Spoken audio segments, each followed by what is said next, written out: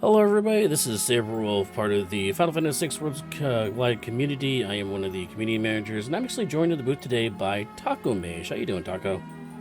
I'm doing good today. How are you doing yourself? I'm doing very good, very good. It is draft day here at the Final Fantasy VI Worlds Collide, part of the Blackjack Battle Royale. This is the final table start, where we got out of the group stage. And yeah, things are going to change slightly. Which group were you part of, actually, before we get into it? I was actually part of Odin, which set spot was interesting for Odin. It was trying its best to give us the jettiest seed possible, so I was interested to see Oh, that. that's right. I think we were the only table that happened. Most of the other tables were looking at a range of interesting to downright brutal selections. I behaved myself. I was in the Fenrir group. Yep, because I got Wolf.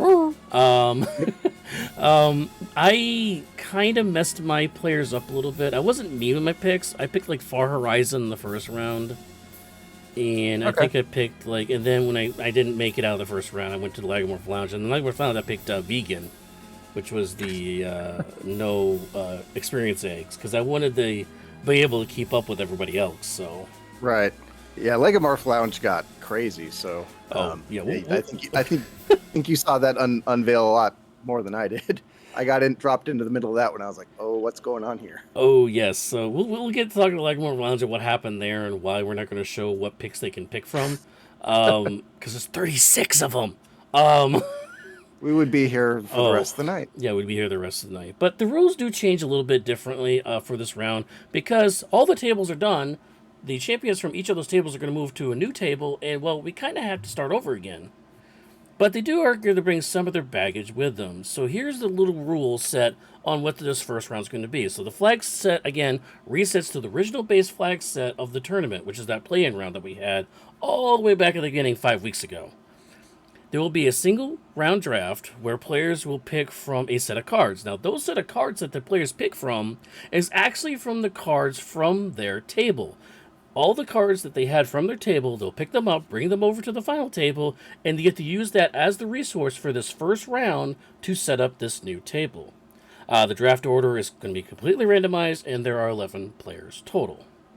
So that actually kind of brings us to a kind of a new, fresh start, but you get to bring a little of the baggage that you had to deal with you, in a way. And here is the drafting order that we're going to have. So from pick 1, we had from the Bahamut table is going to be Gar. The winner of the Fenrir table was Double Down, the commissioner of our great community. Tritouch table was Jex Varrock. Pick 4 is going to be the Lagomorph rounds. I know I spelled it wrong, sorry. That is Infinite Fluff. He actually finished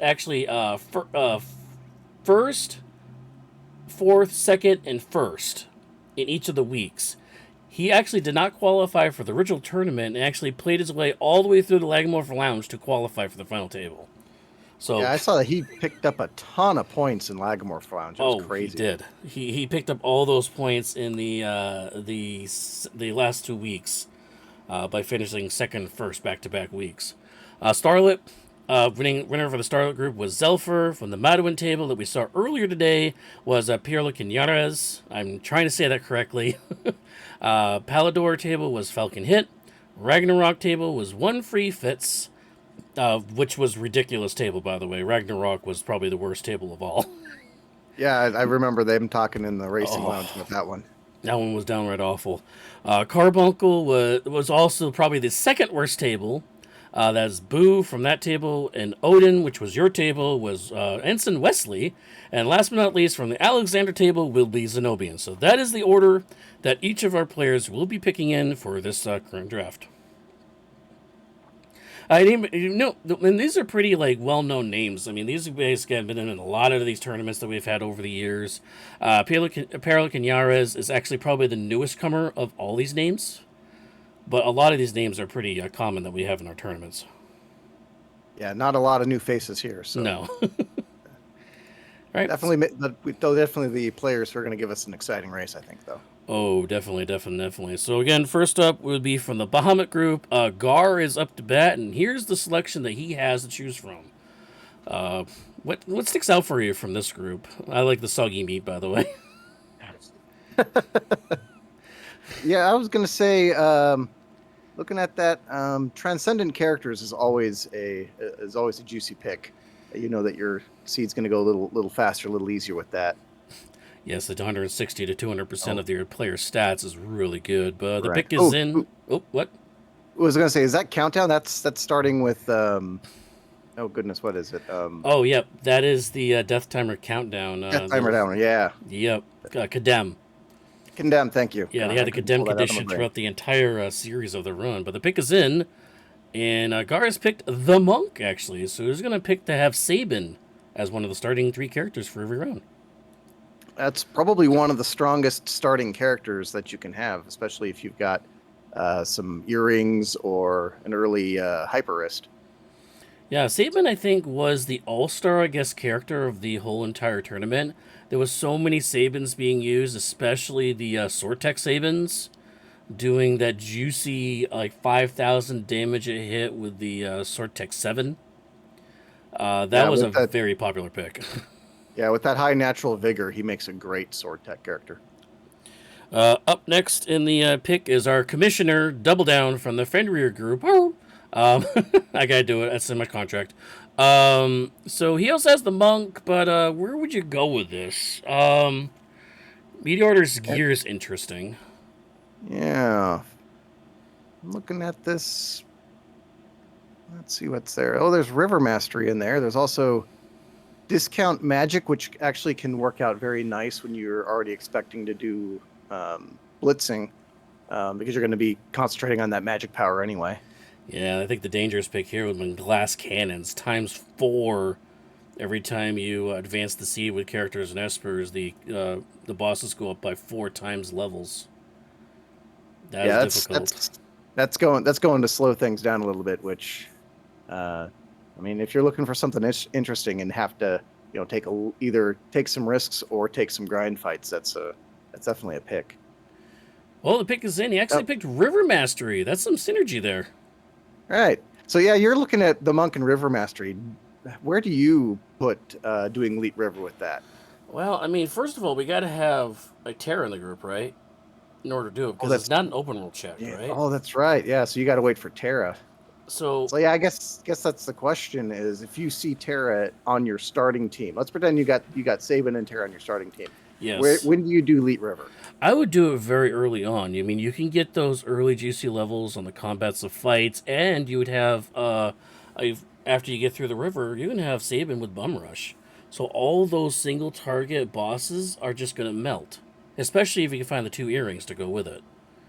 So plus you get mantra, so you get AoE healing on top of that, so you could get an Esper with like HP percentage boosting, which would really help out too. So you could have a healer and a high damage dealer all built in one. So yeah, I would do Leet River very early. Interesting. I'm not so sure that it would, but I've hit the Magi Master Elite several times, so Oh, that's true. I'm a little iffy on early lead. It's like if it works out, you're way ahead, but if it doesn't, you're way behind. Yeah, definitely want to have a saving point before you jump on the raft. But Tritouch is up next.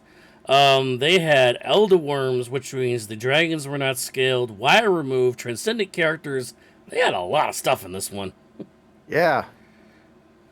Let's see what else. Let's see, vanilla chests. That's always That's interesting. juicy. What a potent espers. I mean, again, with Oh, the yeah. with the bum rush on the table, potent espers having better spells and better bonuses. That's definitely something I would consider. Yeah, looks like they You get also. you get a +2 magic esper early, and that it basically even your aura blast is going to be doing tremendous damage. And also, it looks like they started with the Figaro brothers every round, or at least the second and third round. They started with the Figaro brothers. Oh yeah. Well, looks like the pick is in from Jex for Rock, and he picked Transcendent Characters. Woo! That's spicy. That's gonna be throwing out the damage, especially since that synergizes specifically with skills and bum rush, sword tech, anything that scales really well off of stats. So that's 3 synergy picks in a row. We have Sabin that's going to have very high magic power and be able to get his bum rush very early on if you can find Terra. Right. I think that's going to be the hunt. Like honestly, like if you've got peak checks, I think you're doing as many of those as you can, as quickly as you can, hoping to find Terra. Yeah, definitely. You definitely want to get that bum rush out there. Of course, the other way of getting it would be hopefully find an experience guide, get to level 42, and then you can do it the Right. normal way, but why do that? Why try to get in the shortcut? Now, next up is from the Legmorph Lounge, Infinite Fluff. Now, I don't hate myself. I made the graphics for this. I don't hate myself that much to make 36 flags on one screen. It wouldn't have fit there anyways. But let's just say Infinite Fluff, for winning that Legomorph Lounge, was able to pick anything he wanted, okay? Were there any flags that didn't hit Lagomorph Lounge at some point? Well, I don't think permadeath happened. Well, maybe it did. I'm not sure. Yeah, I But don't remember. there's not many. None of the vanillas happened. Let me put it this way: I don't think any of the vanillas hit the Legmorph Lounge. Yeah. That's one thing I do know. But yeah, for lack of better source, I mean, we can't look at any of the flags they could have picked. But they actually picked Unbound. That means it's open world. Well, that definitely gives you that early elite river like you wanted. Yeah. So we don't have to wait for Terra anymore. Honestly, I think the other move there is to do all your free checks right away, because a lot of them are either fast or peakable, and hope you pick up a character. Hope you pick up but you hope you pick up a character that'll help you deal with like a really bad elite river fight, like hitting my Magimaster or something like Goddess or something. At the end, you pick up somebody with shock, or you get throw.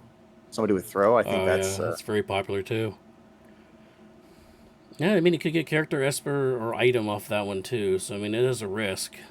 Yeah, if you don't start with the tools to deal with a bad boss, I'm almost thinking, you burst those free checks and try to get something. Well, Starlet is up. Starlet was, I think, was affectionately nicknamed the Game Facts table because they had vanilla shops, vanilla gear, and vanilla bosses. So if you don't remember your original Final Fantasy VI game, you had to go back to your roots and go to your player's guide or something. And boy, I don't know when the last time I played vanilla was. It's been a little bit. Oh, I mean, I played Pixel Remaster, which was the game refreshed and resent out, and even that has some stuff I wasn't used to because it has that Dragon Island in it, which we actually don't have in this version of the game. Right. So I think that was added in the Game Boy Advanced version, wasn't it? yes, it was added in Game Boy Advance. They ported it over into the Pixel Remaster, so that is there. But anyways, well, Zelfer, he made his pick finally here, and he picked vanilla shops. Why not bring vanilla with you if you're in the vanilla table? All right, you got vanilla shops. Where's the first shop you're going, Sabre? Oh, probably the one that has all the rods in it. So I'm thinking, what, Thamasso? Yep, That's the one of Master the rods. Balance. I believe South Figaro World of Ruin has enhancers for swords, if not mistaken. I know one of the shops in the World of Ruin has enhancers, so you're also grabbing one of those. Yep, and the Thamasa relic shop also has earrings. Mm-hmm.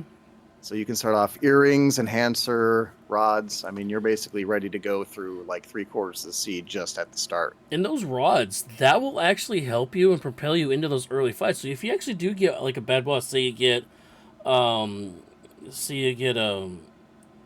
the one in the Kefka's Tower? Mine's blanking. A Guardian. You can have a bunch of thunder rods. You can get through Guardian like a lot easier. Yeah, Guardian falls pretty easy to that. Atma is pretty easy boss at that point. Even like some of the really like sleeper dangerous ones like Air Force. Well, Pero Quinares is up next. He's from the Madeline table. I believe that video just came out earlier today, or at least yesterday. A lot of interesting picks for this one. Dragon's Eggs, reduced rewards. Started off with some discount magic, pathetic characters. That's an interesting one. Yeah, you could overwrite your Transcendence right away if you wanted. Anything that pops out to you that you would pick right now? You also got, looks like you got Edgar, and you also got Celeste as starting characters. Yeah, I don't know. You could double down on the Monk. Discount Magic's also a decent one to go for. Yeah. So That's true. since you're already going in on Transcendence, having cheap magic makes that actually a very good synergy. Yeah, it would, but the pick is in, and ooh, no free lunch. We're gonna take a slight sidestep here. So we go from open world to no free lunch. So that's no free checks. That's actually I don't know about you, but I actually like to see no free checks in a seed. It means that the checks that you know are going to be things are more valuable, and you got a little bit less pool dilution there. It also tells you where, like right at the beginning in like an open world, you know where a lot of like high tier items are, and you can get to a bunch of them really quick and maybe set yourself up. Yeah, with the whole like open world now with no free lunch. I mean, there's no Gal's father's house. You can't go to Culligan immediately. You can't go to the Celeste's jail room. Like all those are not going to be espers or characters anymore. But would you still go there knowing you're going to get a high tier item to try to build up your gear pool, and knowing that you're not going to risk increasing the scaling of a seed though? Yeah, as somebody who does a lot of Jex labs and sees no free lunch, vanilla shops, open world actually fairly often, it's actually a really strong tactic to go and hit all of the super fast free checks to stock up on high tier items. It's something that actually in racing some of those with Zenobian, he's a big fan of doing the open world free check route. Well, Falcon hits up next. He is from the Palador table. Some interesting picks here. Apocalyptic Upgrade for Magitech users. Samurai's Nightmare, which is the sword tech.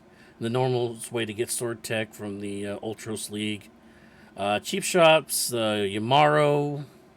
Easy scaling is on there. See that? Yeah. Berserker. Well, there's a favorite. Oh, yes. Everybody's got to love Yamaro, right? Everybody's got to have a Yeti, right? Well, he's going to actually pick no toys. Well, there goes Thamasa. Yeah, there goes that Thamasa pick we were mentioning Okay. earlier with the rods and stuff. You can't get them now. All right. So now you've Oh, got Super Balls. Super Balls are actually in one of the item shops, I believe, too, isn't it? yeah, they well they were. Well, they Uh were. okay, vanilla shops with none of the really nice stuff. Where are you going first in this seed? Well, he's still going to go get the Enhancer. Yep. You're still going to be able to get crystal armors and stuff, which are decent gear, I guess you could say. Like that's the Yeah, best and kind of armors because you're not going to be able to find the Genji gear in the shops. right. But you are Um, your crystal gear and then I think you can get what's it called? The water spear. Goodness. Trident. Trident. Not yeah, you can get trident somewhere which could be helpful in certain bosses. I think the Stealth Spear actually does more damage, if I'm not Oh, does it mistaken. actually? Yeah, I Okay. think Stealth Spear does more. Um, Maybe because of the multiplier. I don't know. But yeah, I mean, you still, I mean, yeah, no. Now you can have your. This kind of slowed the seed down a little bit, or slowed the flag Yeah. set down a little bit there Well, with that pick. yeah, I think that really does incentivize doing the the free check circle. The Players Lounge is actually talking about this on the side. They're actually saying that this pick actually saved the flag set. Oh, did it? Yeah, they feeling that this actually, the no toys actually does save the flag set. To be fair, it does make it more interesting because it means that it's not just going to be a watching everybody throw rods for an hour and a half. Well, I mean, at the behest of the slot machine, I guess we saved the best tables for last. The Ragnarok table was probably one of the hardest tables out there, with finality, wither, um, Austere. yeah, austere start, which means you basically start with nothing except for Moogle charms, Oh, because you have to have there's Moogle charms. It would be ridiculous if you didn't have Moogle charms. yep, there's your vegan pick. Yeah, there's my vegan pick, which is no experience eggs. But it did get but you can get experience egg by doing dragons, by doing 2 dragons instead. The Dragoon, which I believe is Edgar with jump. And Blade Master, there's Sabre again, so we can replace Sabin's Blitzkill with Blade Master. There's a lot of different ones here. But see, in the end, let's see, what does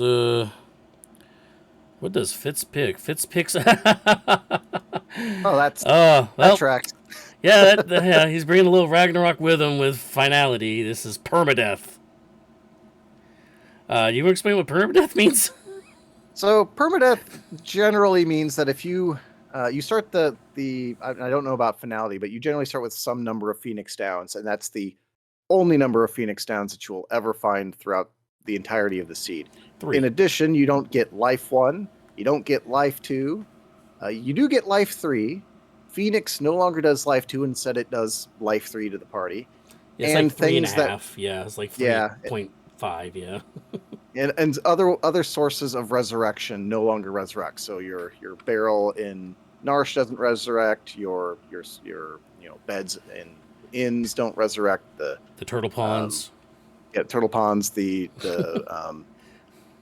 go ho ho guy in or go ho guy in your ship doesn't do it. So No. there is one source of resurrection, but it slows you way down. So. And it's kind of an exploit. I don't know what the call is on that, where if you send somebody to the Colosseum, it does resurrect them. Yes, and I believe that is not allowed. Okay, that is I wasn't sure that is a that. gentleman's ladies agreement not to do that.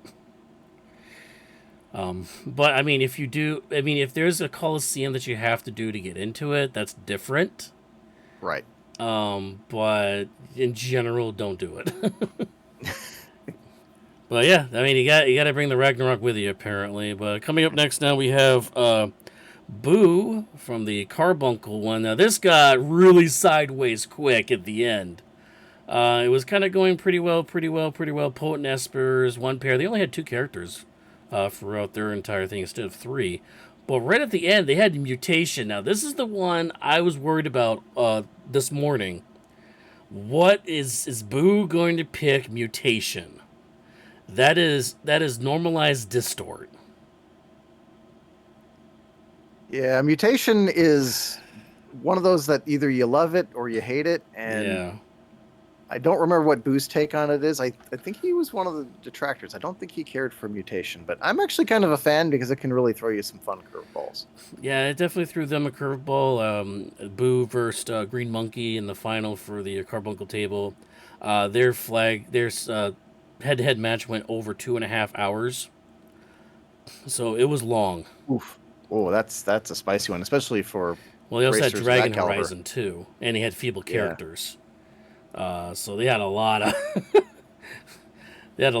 eat through there. But Boo actually, okay, he's going to be a little nice. Random chess. Okay, that's kind of basic.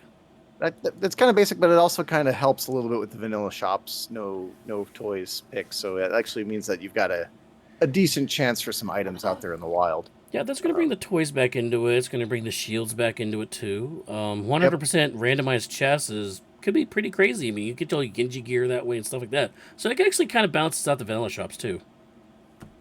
Yeah, so I mean, you're playing the seed. Do you feel incentivized to go after chests early now, or do you still try to get just enough from the shops to do lead?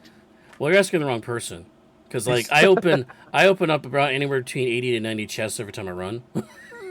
Well, I mean, every chest that you don't open. I'm addicted. I am Locke. I am a treasure hunter, no matter what race I run. I am opening chests, especially scaled chests. Because the more chests you open, the more chances you have better gear than the other person, because everybody's getting the same gear. Right. But if you open more chests, you get more gear. This is going to be different. This actually has a 100% chance of just being random, so you do have to go to a location where certain things are. So, but yeah, this brings in VK, it brings in fixed dice, it brings in Lumina's. Random Luna might be in a chest for all you know. Yeah, it makes it makes the early Esper Cave or not Esper Cave.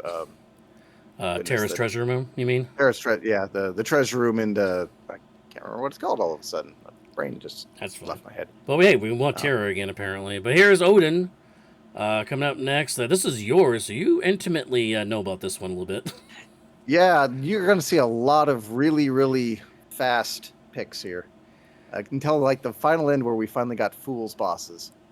But everything up to then was basically zoom. And Setzer wasn't giving us a choice to pick slower stuff. Like everything was fast. It was like, do you want to go fast or do you want to go really fast? And Thieves Hunt to speed you up even further. Near Horizon, Chaotic characters. That's always fun.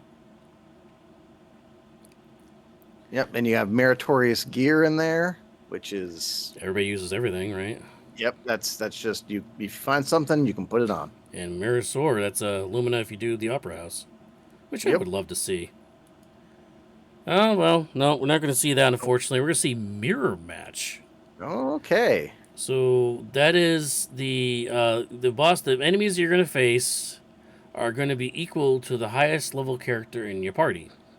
Yep, and your XP is also going to scale at that rate too, which is So a little. does this hurt you if you have an experience egg? Actually, it can. It really depends on who you have the experience egg on and why. I think early experience egg with mirror match is a mistake, and you can pay for that one. Mid game experience egg can actually push you up to like Sword Tech 7 and really break the seed wide open, even if it pushes your scaling up a little bit. Getting that Wow. extra scaling also is going to raise your experience up too, so your other characters are going to kind of come along for the ride.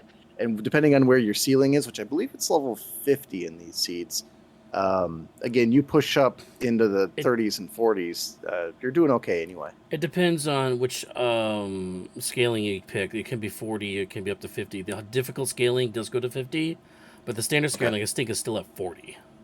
Okay, it's still at 40, so yeah. So we don't have any scaling picks, actually. So we're still at your At 40. times 240. Yeah, okay. So yeah, I'd say Transcendent that characters. yeah, I said that picking up an experience egg around level 20 is actually a boon here, but before then you could really get yourself into a bad spot. Well, last but not least, picking is going to be a Zenobian from the Alexander group. Not many picks from that. Yeah, they actually dropped a lot. They had dropped like 3 different picks here early on. But you got Realm, you got Strago, you got Setzer, mostly character picks. Berserker, you still got Yeti again. Oh, there's your chaotic characters too, if you want to turn Transcendence into something a little wild. Yeah, tough scaling. So there's the scaling that we're talking about. Oh, That's another yep. option. Oh, Themasian Heirloom. We didn't see that one in some of the other groups. So that was actually, you start with an Esper. It actually increases the scaling a little bit when you start, but you actually start with an Esper. Yeah, I mean that would be a good synergy pick because again, you've already got the Monk and Transcendence. You get a good early Esper, and you could start off on a really good foot. +2 magic power and Esper when you first start the game with Sabin. Ooh. Yeah, ooh. That's juicy. That's throwing out the quad 9s at around level 20. Oh, but Zen says no. He's gonna look to go with silence. Wow, that's a thump on the whole thing, isn't it? All right. Well, I guess that means you're really going to be leaning on that Blitz Sabin. Now, but Ribbon and White Cape still removes it, right? Correct. So you can offset that if you end up picking up some juicy Espers. But honestly, like if you start the game with a couple of really strong skills and you don't pick up your Ribbon or your the White Cape. Or the White Cape. Sorry, I wanted to say Peace Ring, and I knew that was wrong. White Cape. That's for the Berserk one. That's for that Berserk thing we did like a couple months ago. that's when you were playing the Omaro at the Coliseum. Oh my goodness. Yeah. Oh, that's a spicy pick. That's gonna mean that things like healing and whatnot, you might be leaning really hard on Mantra. That's true. RLXYA. Remember it. You might have to use it a lot. But the thing is about Mantra, though, is it doesn't work on himself. It only heals everybody else in the group at the expense of also removing conditions on them as well. Right. Doesn't remove the silence, though, because silence is a permanent condition. You have to remove that with a relic, so... Right. The other interesting synergy here is that you have open world, so you have the possibility of getting a Paladin shield relatively easily. Yep. Paladin shield on a Mantra user can keep your team alive. So I think we'll probably be seeing that during the race. Yeah, because Mantra gives everybody, it's kind of like Prolin, it gives everybody in the group your level of HP to the whole party, or it's like half the HP. I can't remember. It's like one or the other. I think it's your level of HP divided equally among the living characters. If I'm not either way, it's based on the HP. Right. And that's where, like, if you do find that XP egg, throwing that on your Blitzer, getting their health up as high as you can, and then throwing the Paladin shield on them, they could be what keeps your party up. All right, so those are our picks for this tournament. What do you think overall? We got the Monk, River Mastery, Trascendent Characters, Unbound, that's open world, Vanilla Shops, no free lunch, which means none of the free checks are going to be there, no toys, that's no rods and balls. We got no more rods and balls to play with. Sorry, guys. Finality, that's permadeath, random chest, 100% randomized chest, mirror match, the levels equal to the highest character in your group, and silence. Everybody's muted. What do you think? This is far from the toughest set of flags that we've seen. We had Ragnarok, of course, and late game Yeah. Lagomorph Lounge. So honestly, this doesn't look all that bad. There's a bunch of stuff that's going to make it faster. There's a few things to slow it down. Honestly, I think we're going to be seeing times these racers probably between 110, 125. Because I mean, we're still looking at the base. We're looking at the base. 6 characters, 9 espers, and I'm not seeing a lot that's going to slow that down unless they get really, really unlucky with their chests or with their free checks. Yeah, the players definitely have to figure out, look at the player's guide for the vanilla shops, see where they want to go. But Unbound, I like seeing that in these massive racing seats. Because when you have like 3 or 4 people, it's like, okay, that's interesting. But when you have 11 different people, having an open world, you're going to see so many different strategies play out, so many different variations play out in front of us, and all 7 of these racers are going to be streamed at one point on our FF6 Worlds Collide, either the Twitch page or our YouTube page. So make sure you follow both those pages, subscribe, follow each of those, stay in touch with all the crazy action we're going to have for you. But I really like having that open world aspect, and then have it tamed with the no free lunch and no toys. I like that. I like those couple of picks. So, be honest. Who are you hoping is at the end elite here? Who for a character or for a boss? You're a boss. For a boss, obviously you want to hope for something easy like leader. I mean, you're not playing the seed. You're watching it. Who are you hoping for? Well,